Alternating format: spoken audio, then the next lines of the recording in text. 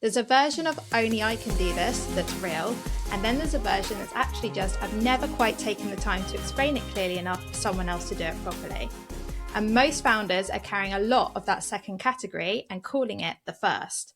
I'm Charlotte Elliott, and this is Get Your Life Back. Today, we are going to go and talk about those tasks that keep coming back to you. And specifically, there's probably one that just keeps coming back time and time again, no matter how many times you try to hand it off.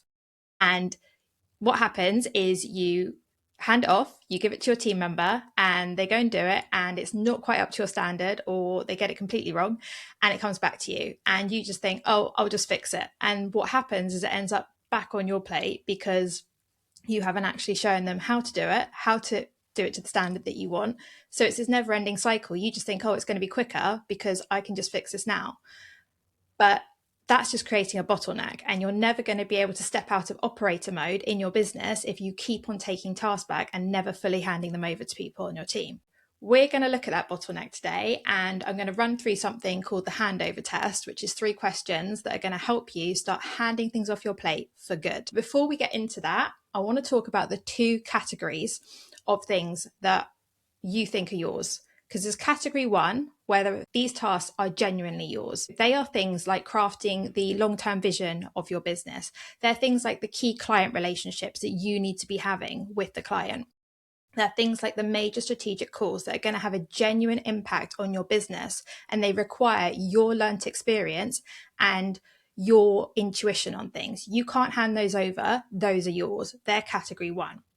There's then category 2, which are tasks that feel like yours, or you say they're yours and only you can do them, but actually they're more process driven. And once the process is in place and it's documented, you can hand that off. Formatting reports, invoices, emails, client scheduling, all of the tasks that are just process driven. They're repetitive. They could even be automated. And a lot of founders are carrying those category 2 tasks, putting them into a category 1 mask, and just saying, no, I need to be doing all of this, when actually that's not the case at all. So today we are going to look a bit at the psychology of why you feel the need to hold on to all of these tasks that really you should be handing off by now. And I get it, because it feels like you're needed. It feels like I'm productive. It's a quick win if I just finish the task, or if it comes back, if I've tried to hand it off and it comes back, and I'll just quickly finish it. I'll just quickly correct it. And you're not wrong. In those 5 minutes that you could just update it quickly, get it done, get it finished, fine. But it's a cumulative effect of all of those 5 minutes.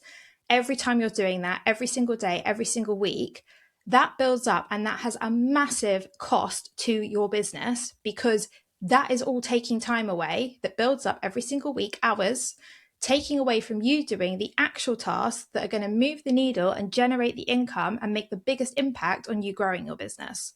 So yes, it might feel quicker in the short term, but in the long term, you are doing yourself and your business a massive disservice by not handing off these tasks. And I get it, because I've been there. It can feel like an absolute ball ache, and you're just like, I have not got time for this. My day is way too busy. I have not got a gap in my calendar. But I promise you, if you just step back, take the time to do this properly once, just by each task, document it once, work with the team member to get it perfect. It won't take that long. Then it's handed off your plate for good. And that time that you're saving is it's going to be massive for you. And it's not even like you're going to have to take massive time out to do this, because you're already doing these tasks anyway. It's just a case of documenting or recording as you go. And we'll get into this in a bit. But the other thing I want you to think about is, and I hear a lot of founders say this, and I have seen it in multiple businesses that I've worked in and with founders that I've worked with, they think that no one can do the task as well as them, or that they're the only one that can do the task, and that they're indispensable. And here's the truth, no one is indispensable. And I remember the first time I got told that, and it stung, and I was like, oh, that hurt a bit. Because the thing is, you can train people. They might not do it in the exact way that you do it, and that can be a bit painful to have to watch them tweak it, do it their way. But sometimes they might find a way to do something even better than you're doing it. They might speed up the whole process. They might streamline it. And you're just like, oh, okay. And I've been in that situation. I'm going to tell you a story. This is another reason why it's so important to have other people on your team that are able to do the task, and that everything isn't just in your head and dependent on you. Because if you suddenly have to be out of your business, are things going to fall apart? So I worked in a business and the founder was suddenly in hospital with a heart problem. And we just, he thought like everything was going to stop because everything revolved around him. Everything was in his head. He was the bottleneck in every single process in the business. But what actually happened is, because he wasn't there, because we couldn't get the information we needed, we as a team had to figure out how to do things. And we had to figure out everything that he was holding on to and bottlenecking. And actually what happened as a result of that was, when we looked at all of the processes, there were things that we could streamline. There were things that we were like, why are we even doing this? Why is this even a thing? So by taking it out of the founder's head and actually looking at the bigger picture of it all and working through it, we were able to systemize and streamline things and make the business more efficient as a whole. And the founder before that was thinking, no, I've got to be involved in this. I've got to be involved in every single task. Otherwise things won't work. But the truth and the reality, as harsh as it might have been and a bit of a hit to the ego, was that no, the business can work it out, because most of the stuff was process driven. So we could work it out, put the processes in place, and things kept moving. I mean, they might not have been perfect to begin with, but we got there and they were even better as a result once everything had been smoothed out and worked through. The business didn't just survive, it actually started thriving and doing better as a result of this. And it's not the first time that I've seen this happen. When I was younger, I worked in Danny Minogue's company, and it got to a point where she wasn't in the country, her business partner was going on maternity leave, and the two main women that were running the operations of the business, one of them suddenly had to be in hospital, literally couldn't write the stuff, and the other one had to fly out to the factories in China, which left a couple of us in the office to work things out. And again, it was a case of working out what the processes were, because they hadn't been documented, but as a result, it forced us to do that. And we were able to figure most of the stuff out that these women thought, oh, only I can do it. But when circumstances force you, you realize other people can pick the task up too, and they'll find different ways of doing it. And I remember it was for Fashion Week and we had to do all of the gift packs, and we were supposed to do bags, but because they hadn't been ordered, because nothing had happened, we ended up doing boxes instead. Completely different, but same idea. It was still freebies, it's still all the goodies. But we had to change it and adapt. And actually, they really liked the idea as a result of that. Basically, what I'm saying is, you might think your way is the only way and that you're the only one that can do a task, but that's not always the case. And sometimes letting other people in can lead to innovation, to better things for you and the business. So keep that in mind when we go through handing off things. Now we're going to get into the actual handover test. So it's 3 questions that I'm going to run through, and I want you to answer them honestly. And this is crucial. You've got to be honest with yourself. So the first question, if you had to be completely off grid for a month, would your team figure out what they need to do, or would it still be sitting there on your plate when you got back? Even if they had to messily figure it out, could they figure it out? So does it just need a better brief? And if not, then it's a category 1 task and it has to stay with you. But if they could figure it out, even not in the most perfect way, then that is something that you should be handing off and off your plate for good. And then the second question that I want you to ask is, does this task require my specific judgment, or is it literally just following a process? So, for example, a judgment could be something difficult like an HR problem, or it could be negotiating difficult terms with a client, or it could be it's basically something that can't really be scripted. It's going to need your input. If it's process driven, that is things that are predictable, repeatable. You do them every week, you follow a step by step. Things like your reporting, things like emails that go out every week, things like your social media that gets scripted and posts that go out every week. Because if it can be documented, it can be delegated. And question 3, I want you to ask yourself, am I holding on to this because it genuinely needs my brain power, or is it because I haven't had the time to explain it properly yet? And be really honest with yourself here, because it's normally the latter. And if it fails those 2 tests and you're still holding on to it, it basically means that you just haven't explained it properly. I can already hear like what you're probably thinking and saying, I've tried to hand things off before and I get pushback from the team who, they might say I'm already at capacity, or they might, just feel really reluctant to take the ownership. And often that is more fear-based because they don't feel like they've been equipped properly to do the role, to do the task that you're asking them to. They are fearing that they're not going to be able to live up to your standards. For example, let's look at emails. You might think, oh, the email needs my tone. It needs to come from me. I've got to write this. Run it through the test. If you're off for a month, would the emails not happen, or would a team member figure it out? Likelihood is, yeah, they're going to figure it out. It might not be perfect and it might not have your tone, but it would get sent. Something would get sent. Question 2, does it require my judgment or following a process? It's following a process. They just need to know what your tone is, how you lay out the structure of the email, the phrases that you would use, and all of that can be documented. And again, this is something, whether you're documenting this for your team to use, but you could also be documenting it and getting AI to do it for you. And then that's going to speed up and free up your time even more. But either way, spend the time creating a tone document so that you can then hand off these tasks, whether it's to a team member, whether it's to an AI agent, and it's there. You've done that thing once, and then this is just going to be taken care of for you. It's off your plate, handed over, done.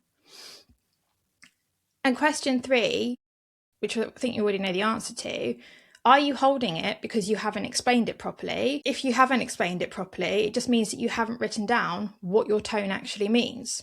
So be really clear on that. Give the team member all of the information and they can take this task off your plate. Let's look at another scenario. So something like weekly reporting, looking at all of your data, looking at all of your metrics from your socials, from your outreach, from your emails, from your podcasts, what have you. And you're the one running those reports because it's, you're having to collate data from multiple places.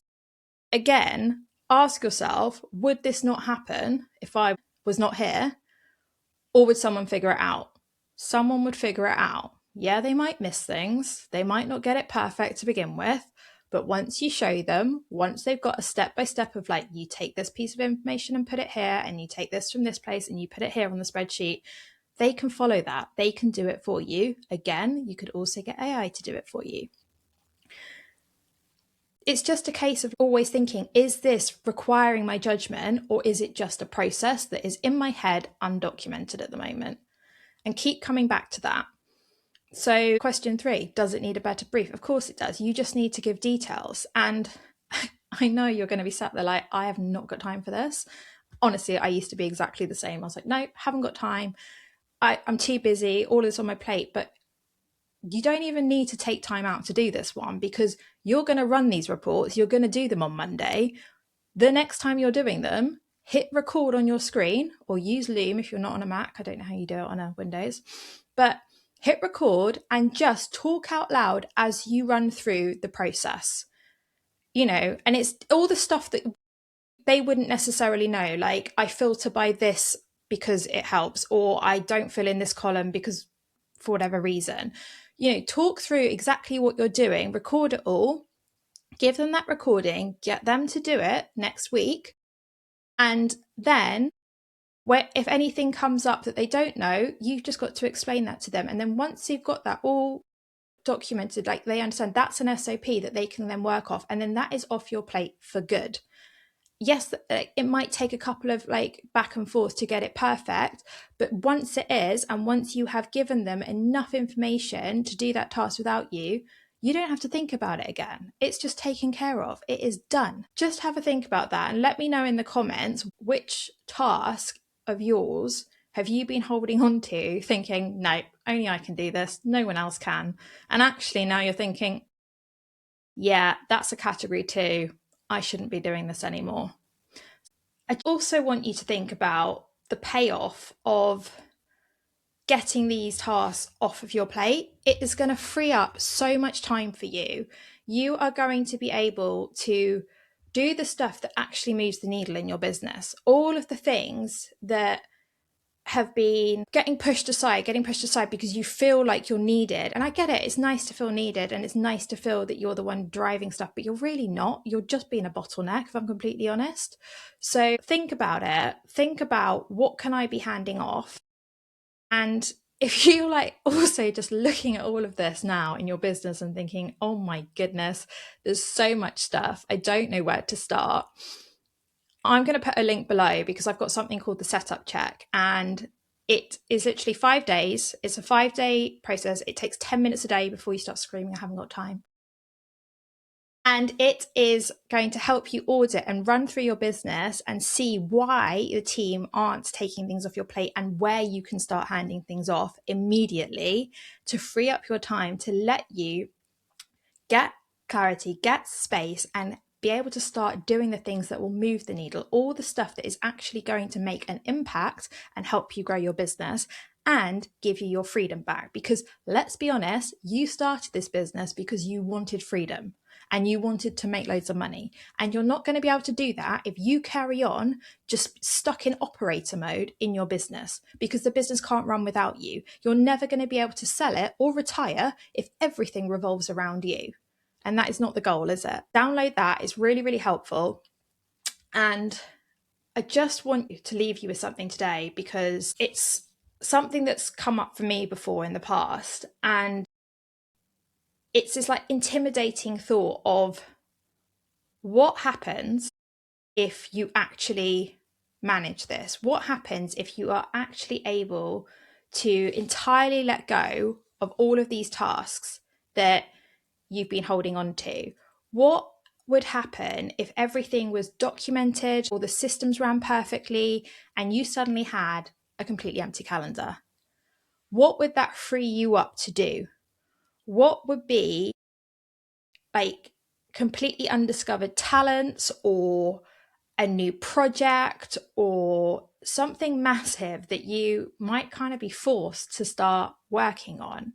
And is there a fear that comes up around that? And is that the fear that's actually underlying everything, that's making you hold on to these tasks and keeping you in operator mode rather than stepping into ownership? So think about that this week. And if it really is something deeper, drop me a message, because this is exactly what I do in the owners era with my clients. Is we look at what is going on underneath there as part of moving through setting up the business and taking you out of operator mode and into your ownership era. Until next time, go and have a look at all of the tasks that you're holding on to, and instead of just trying to do them all yourself and run everyone else's race, go and write the frickin' recipes so that they can take the stuff off your plate for good.